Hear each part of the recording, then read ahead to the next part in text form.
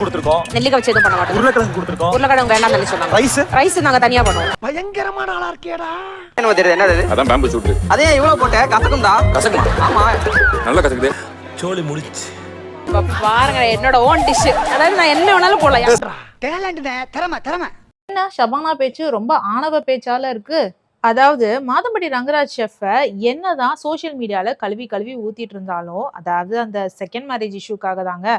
இங்க அவர் ஜட்ஜ் இல்லையா? அவருக்கு கொடுக்க வேண்டிய மரியாதையை கொடுத்துதானே ஆகணும். ஒரு ஜட்ஜா மாதம்பட்டி ரங்கராஜ் சார் வந்து ஷபானா கிட்ட கேக்குறாரு, என்னவா கொடுத்த இன்கிரீடியன்ஸ்ல என்னென்ன வச்சு என்னென்ன சமைச்சிருக்க அப்படின்ட்டு. நெல்லிக்காய் கொடுத்துருக்கோமே, அதை வச்சு என்ன பண்ணன்னு கேட்க, நெல்லிக்காய் வச்சு நான் எதுவுமே பண்ணலையே அப்படின்றாங்க. சரி உருளைக்கிழங்கு அதையும் வச்சு நாங்க எதுவும் பண்ணல. சரி ரைஸ் அதை தனியா வடிச்சுக்கிறோம் அப்படின்ற மாதிரி சொல்றாங்க. மொத்தத்துல கொடுத்த இன்கிரீடியன்ஸை முழுசா யூஸ் பண்ணல அப்படிங்கிறது தான் மெசேஜ்.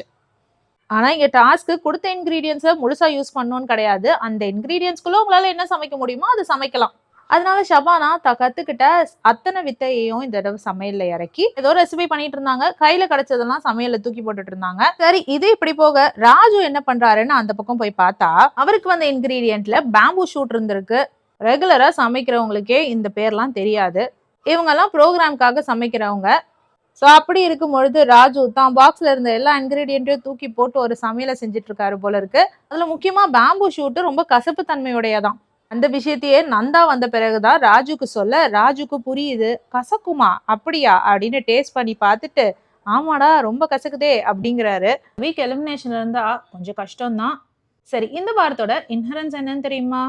அలా மேல முட்டையை பேலன்ஸ் பண்ணுமா? அப்படி ஒரு வேளை குக் பேலன்ஸ் பண்ணாம முட்டையை கீழே விட்டுட்டா கோமாலிஸ்க்கு மசாஜ் பண்ணணுமா? குக்ஸ் எல்லாம் கோமாளிகளுக்கு மசாஜ் பண்ணணும்.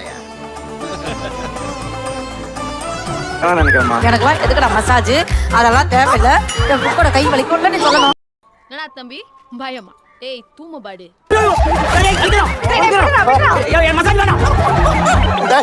இது என்ன பிரமாதம்? இது விட பெசலைட் ஒண்ணு இருக்கு.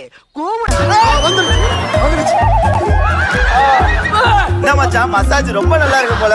பாவம் மசாஜ்லாம் பிரமாதமா இருக்க போகுது அப்படின்னு ஆசாசியா வந்த கோமாலிஸோட எலும்பெல்லாம் உடைச்சிக்கிட்டு இருக்காங்க.